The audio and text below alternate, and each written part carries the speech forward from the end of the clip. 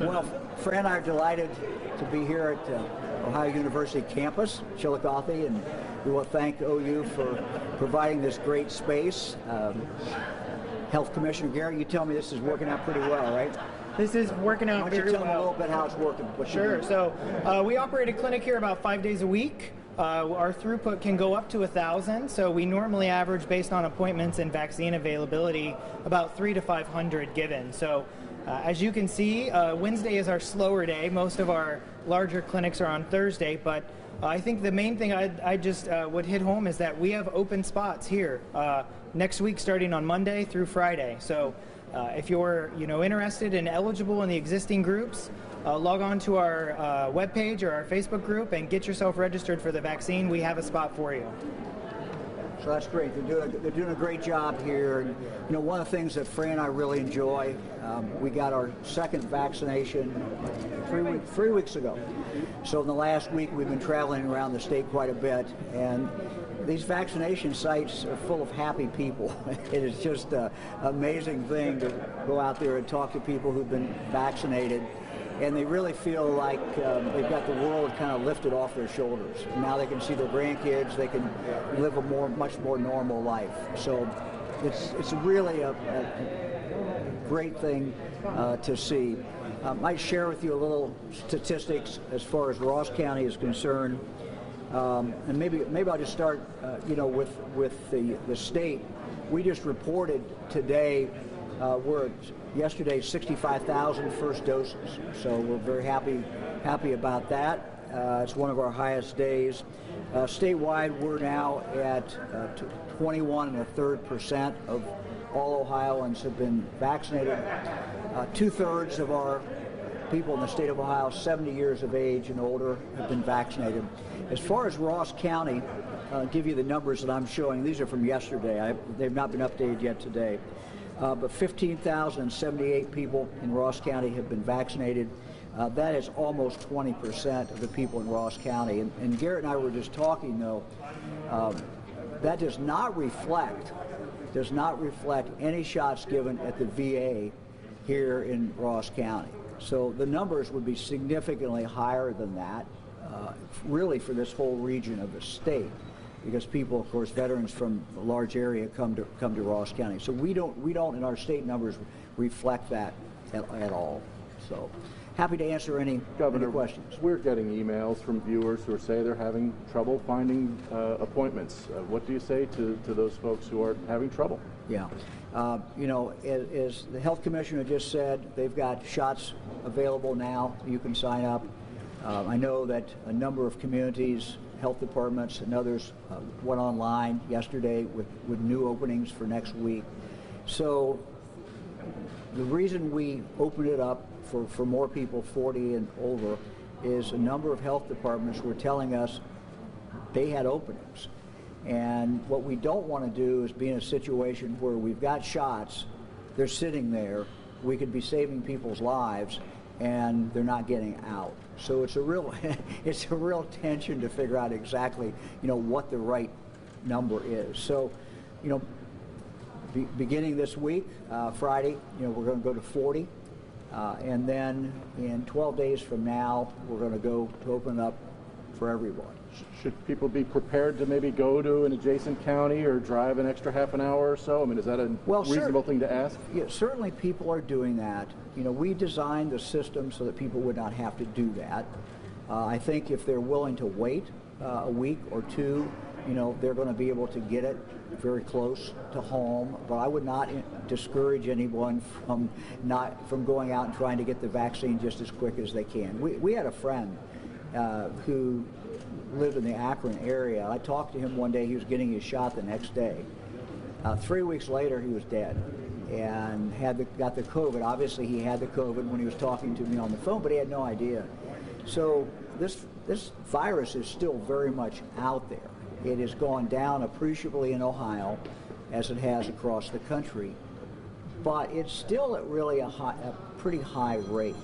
So we've seen the numbers drop, but we're still statewide at over 1.5 times the high incident level.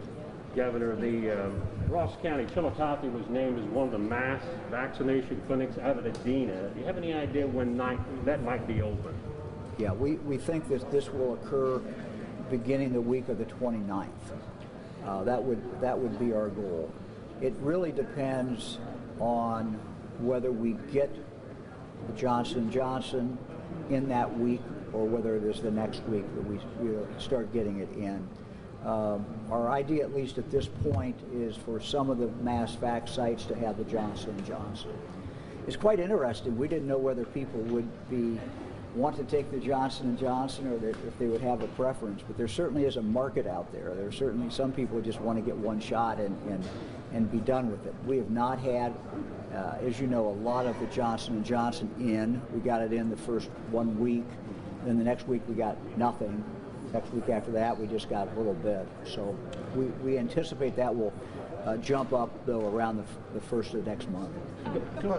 Sorry, Governor DeWine, I was just wondering, so it looks like ODH has said that you guys were informed late last week that you were going to get about 13,000 Johnson & Johnson vaccines for the state. I believe it's this week. How does that process work with like them informing you? Do you think it's going to change where they have more time in telling you? And then my other question, I'm sorry, I'm having a... Well, let me answer that one first, Sure. and you can think about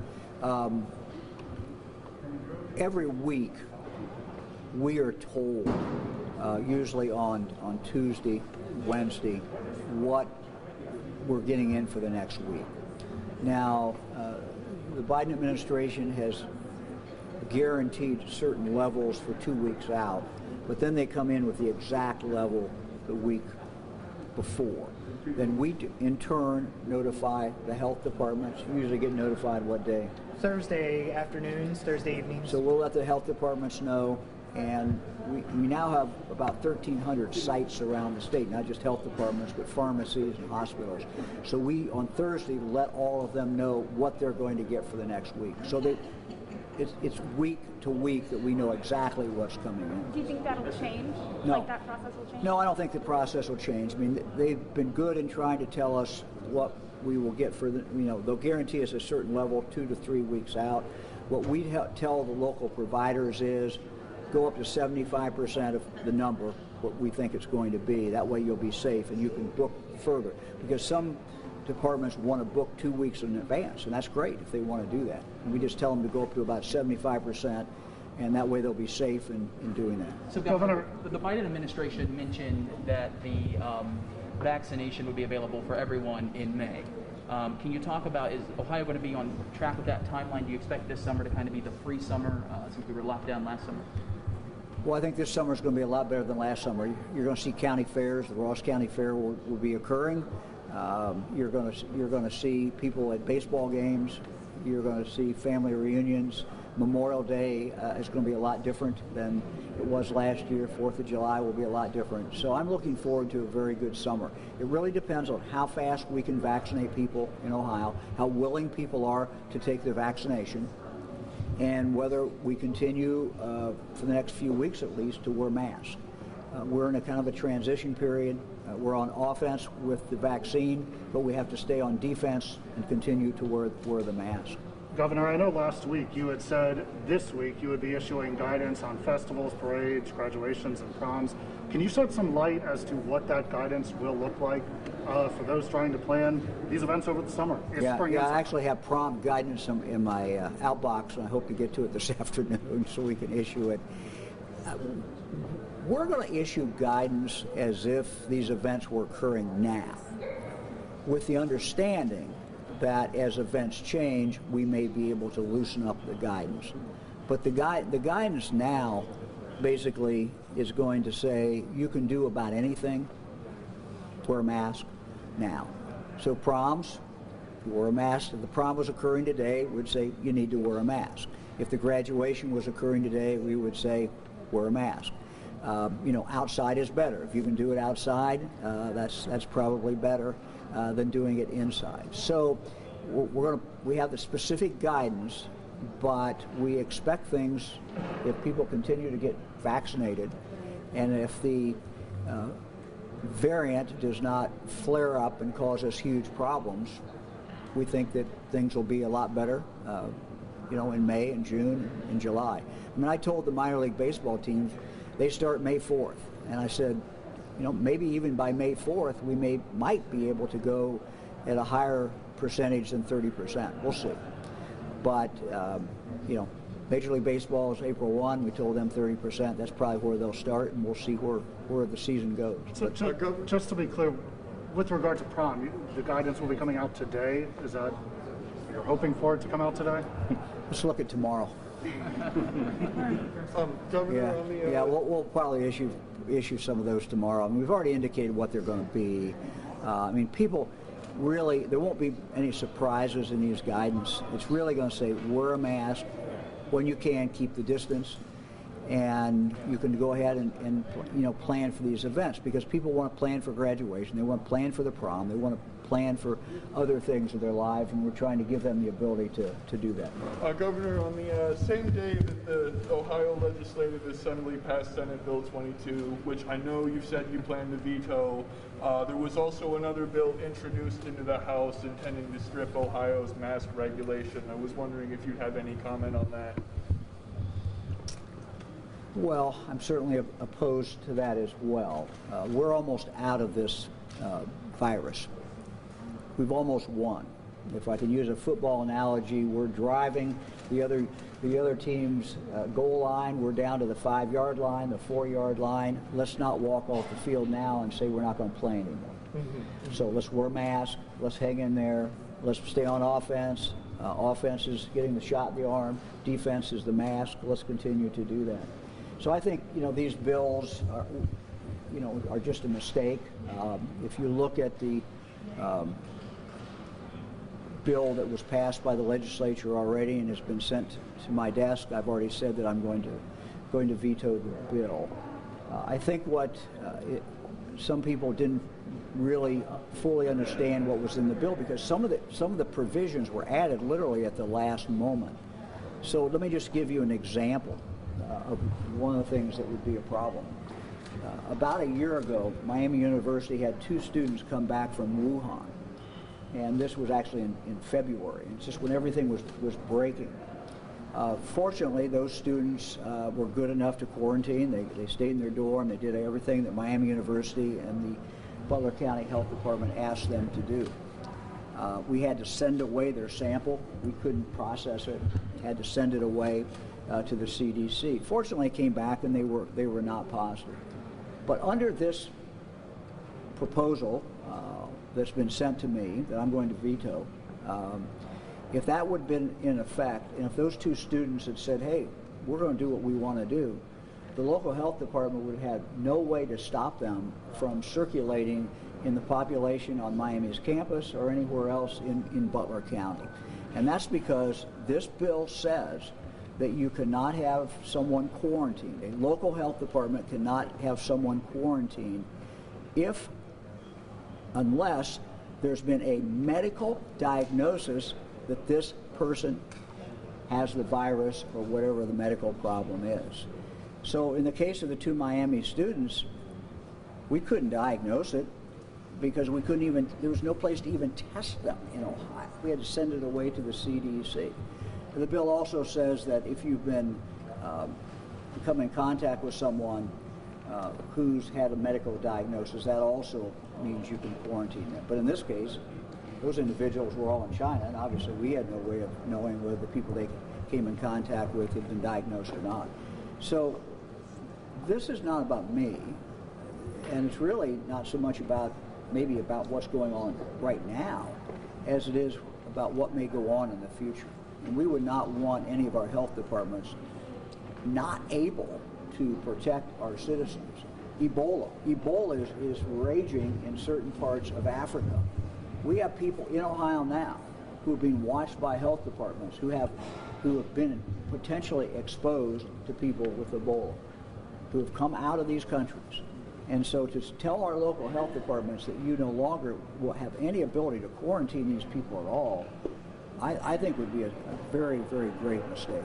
And do you anticipate that becoming more of a problem in the future? And I mean, in terms of viral outbreaks such as this? Look, you know, it's not just viral outbreaks. I mean, we could have foreign governments, foreign states with terrorism. We could have stateless people, terrorism. I mean, there's terrorists out there, and they have great ability to come into the United States and wreak havoc with us. And so if a health department, some biological warfare occurred, you know, the state health department, local health department has to have the ability to act just like that and to be able to quarantine people. It just makes absolutely no sense. Governor, since eligibility is going to open up for people 16 and older on the 29th, do you kind of have a time frame in mind of when you think everybody who wants to get vaccinated will have the vaccine? Do you think it'll be in time for the July 4th kind of deadline? Look, I think, you know, we're going to, by that time, we hope, have about 500,000 first doses coming into Ohio every week. So that's a significant increase. If you go back in early January, we had less than 100,000. So we're at a much, much higher level. So my guess would be that in 2 to 3 weeks after that opens up, people are not going to have any trouble finding opportunities to get a shot. Garrett, I don't know what your thoughts are. I would agree. I mean, based on what you're seeing here. Yeah, so. Absolutely. We've seen an increase in vaccine coming here locally, and we have several providers in Ross County, not just here at the health district. So I would not foresee an issue where someone who would be eligible for the vaccine would be able to get it through June, July. I think it's going to be much earlier than that. Governor, PUA benefits were extended by the federal government. They were set to expire next week or later this month. Can we expect to see a gap before they go back into effect with the extension, and will it be retroactive as before? What I don't know is how long the gap is going to be. We're still looking at what their, you know, what their requirements are and what their regulations are. Anybody else? Phase 1C for Kentucky included essential workers. I guess I'm just wondering why that wasn't considered in Ohio like it was. We made the decision that it's very difficult to determine who's essential worker. And so by and large, we have gone by age, and the reason we've gone by age is that that's the best indicator of likelihood of death if you get the COVID. So just to give you a number, if you take people over the age of 50, which is what we're on right at this moment, people over the age of 50 constitute 98% of all the deaths in Ohio. So age is just the best indicator. And we've had several goals, but the main goal has been to protect people, save lives in Ohio. That's why we started with our nursing homes, where we've seen half the deaths come out of our nursing homes. You know, we vaccinated teachers primarily to get kids back in school, and we now have 99% of our school districts are back in school, and so we're very happy with that. But that's why we did the teachers. Speaking of teachers, you had a nice long conversation with the kindergarten teacher over there. She says you promised that her wedding would go off without a hitch June 2nd. Can you stand by that? I think June looks awful good. You know, I think June, you got something planned in June, unless there's something out there that we're not seeing. We're going to have a ton of Ohioans vaccinated by then. And I would just encourage everyone, if you're planning on a wedding or if you're planning on going to a wedding, get vaccinated. Everyone's going to have the opportunity to get vaccinated. We always have May weddings and June weddings. Fran and I got married on June 3rd a few years ago. So June's a good time to get married. But if you're going to do that, everybody come to your wedding, put in the invitation, get vaccinated, you know, and have a little fun with it. And I think it's going to work out fine. One final question, Governor. With the state budget, do we expect it to recover once this pandemic's over? And if so, when do you expect that to occur? You know, we've done pretty well with our state budget for several reasons. One, we really cut spending right away as soon as this pandemic hit. Second, there has been federal dollars that have come in. It's enabled us to pay for a lot of the work in regard to the COVID. So that's been very helpful. Third, the federal government has extended until December 31st the extra dollars that they're paying for Medicaid. That is very, very significant. Frankly, we thought we were going to have to really use a lot of our rainy day fund, but the federal government, in what they have paid, that's enabled us not to have to go into the rainy day fund. We would expect, though, when December 31st occurs, that they will stop paying that extra money into Medicaid, and then that means we may have to pull some money out of the rainy day fund then. So, our budget is in pretty good shape, and we're happy about that.